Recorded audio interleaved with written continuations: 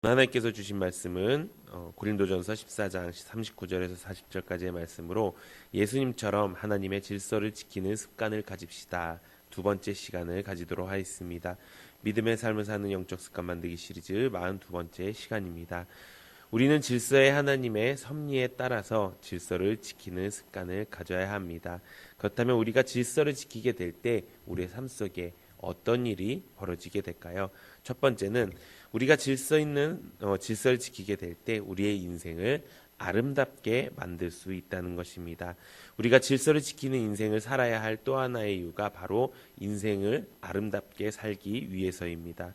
바울이 고린도 교회 사람들에게 예배의 질서를 가르치고 지키라고 하는 이유가 무엇이 있을까요? 그것은 그 질서가 예배를 아름답게 만들기 때문인 것입니다. 만일 예수님의 오병이어의 기적의 현장에서도 떡과 생선을 먹기 위해서 무리들이 서로 달려들어 무질서한 참사가 일어났다면 예수님의 기적이 아름다운 기적으로 기억될 수 없었을 것입니다. 그러나 어떻게 되었습니까? 50명씩 배열된 군중들이 앉아서 기다리며 감사의 기도를 한 후 나누어 받으며 그들은 이 아름다운 기적의 현장에서 아름다운 주님을 만나고 있었던 것이었습니다. 우리가 이 아름다운 습관의 주인이신 주님의 제자라면 질서를 추구하고 질서를 존중하고 아름다운 습관의 삶을 사는 것이 마땅하지 않겠습니까? 우리가 이런 삶을 사는 여러분들 되시기를 소망합니다. 우주 세계를 영어로 한다고 하면 코스모스라고 합니다.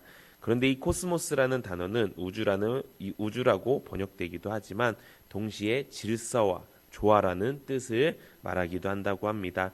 우리가 화장을 영어로는 코스메틱스라고 합니다.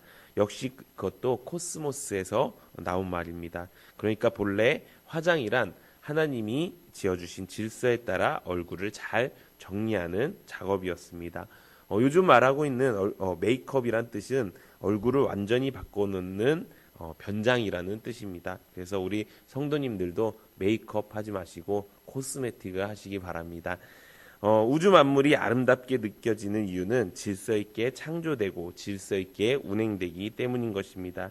그렇지 않으면 우주는 우리에게 공포의 우주가 될 수 있다는 것입니다.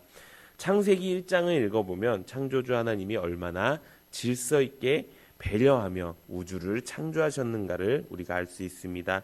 6일 동안 그는 우주를 창조하시면서 첫째 날에는 빛을, 두 번째 날에는 하늘과 바다를, 세 번째 날에는 땅을, 네 번째 날에는 해와 달과 별을, 다섯 번째 날에는 새와 물고기를, 여섯 번째 날에는 짐승과 사람을 만드셨습니다.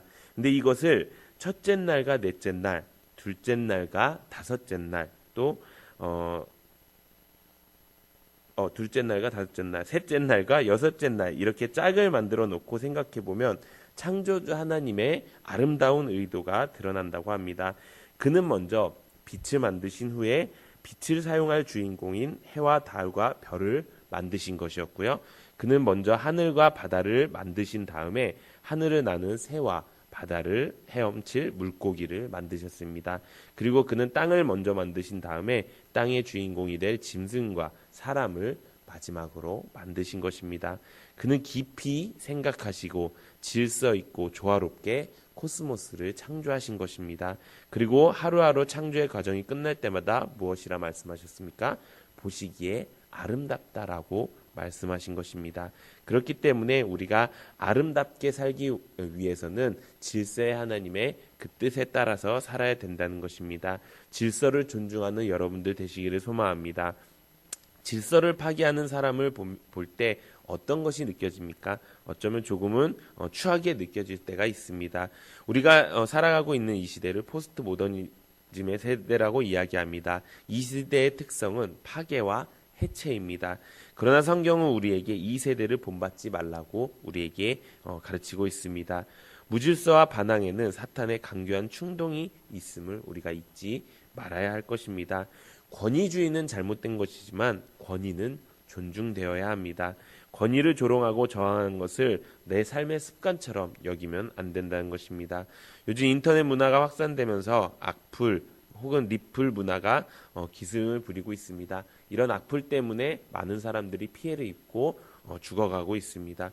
보이지 않는 곳에서 사람들을 조롱하고 권위에 도전하는 그런 무질서한 행위가 우리의 아름다움을 막아낸다는 것입니다. 우리가 옛날 어른들은 예수님을 몰랐다고 하더라도 우리가 어떤 글을 쓸 때나 누군가에게 말할 때 의간을 정제하고 마음을 다스린 후에 글을 썼다고 이야기합니다. 우리의 행동과 말과 글에서 그리스도인의 향기가 느껴져야 됩니다. 우리가 이렇게 질서를 지킬 때 우리의 삶이 아름답고 조화롭게 변화될 줄로 믿습니다. 두 번째, 질서를 지킨다는 것은 사랑의 베품을 우리가 한다는 것입니다. 왜 질서를 지키면서 살아가야 되는 것이 중요할까요? 그것은 이웃 사랑의 실천이기 때문인 것입니다. 이웃을 사랑한다는 말은 이웃의 유익을 구한다는 말입니다.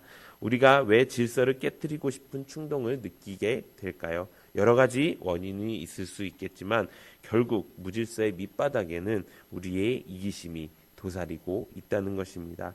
그래서 사도 바울은 고린도전서 13장에서 사랑은 자기의 유익을 구하지 않는다고 이야기하고 있습니다. 자기의 유익을만을 위해서 남의 유익을 해치는 것, 그것이 바로 질서를 깨뜨리는 것이고 그것이 바로 무례함의 본질이라는 것입니다. 그래서 바울은 사랑은 무례히 행치 아니하며 라고 말하고 있습니다.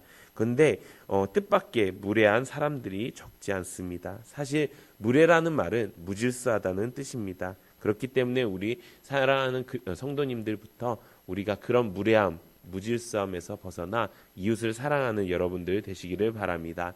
작은 것부터 실천하는 것이 좋습니다. 우리가 예배를 나올 때도 마찬가지인 것입니다.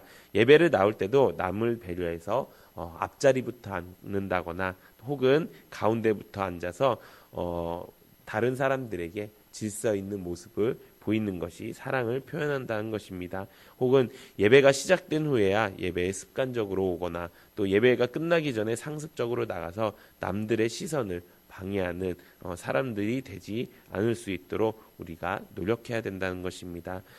본래 예절이 바른 국가의 전통을 말할 때 영국을 많이 손꼽아 왔습니다. 그런데 이 영국의 예절의 원천은 궁중예절이라고 합니다. 이 궁중예절은 하나님 나라 궁중의 아들답고 딸다운이라는 의미에서 유래했다는 말이 있습니다. 그래서 여기 영어로 예절을 지키십시오라는 말은 원래 하나님의 아들답고 딸답게 사십시오라는 뜻도 된다고 이야기합니다.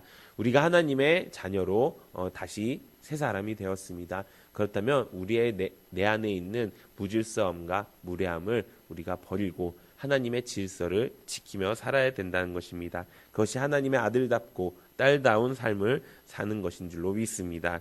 죄가 무엇입니까? 죄의 본질은 한마디로 창조의 질서를 파괴하는 것입니다. 율법을 깨트리는 것입니다. 예수님께서 왜 오셨습니까? 이 질서를 회복하기 위해 오신 것입니다. 그것이 바로 구원이라는 것입니다. 이제부터 하나님의 법의 질서를 지키며 사는 것을 보고자 함인 것입니다. 그동안 우리가 생각 없이 무질서한 삶을 살고 있었다면 그것은 혹시 구원에 대한 문제가 있을 수 있다는 것입니다. 내가 먼저 무질서한 삶을 위해서 나를 위해서 십자가에 못 박혀 죽으시고 부활하신 예수님을 내 구주로 만났는지를 점검하고 그렇게 만났다면 이제 더 이상 내 삶의 습관대로 무질서함과 무례함으로 살지 않고 이제부터 부활하신 주님의 도우심으로 성령의 능력으로 질서를 회복하는 삶에 집중적으로 참여하시기 바랍니다. 그리고 우리로 인해 세상이 아름다워지고 조화로운 일에 앞장서시기 바랍니다. 그것이 바로 그리스도인으로서 하나님의 나라의 아들로서 딸로서 새로운 인생을 사는 모습인 줄로 믿습니다. 이렇게 우리가 질서를 지키는 삶이 하나님의 백성답게 사는 삶이고 우리의 삶을 더욱 아름답게 하는 삶이며 사랑을 실천할 수 있는 삶인 것을 우리가 깨닫고 살아가는 은혜가 있기를 바랍니다. 이렇게 우리 모두 질서를 습관으로 여기면서 하나님의 사람답게 살아가는 우리 성도님들 되시기를 예수님의 이름으로 축원드립니다.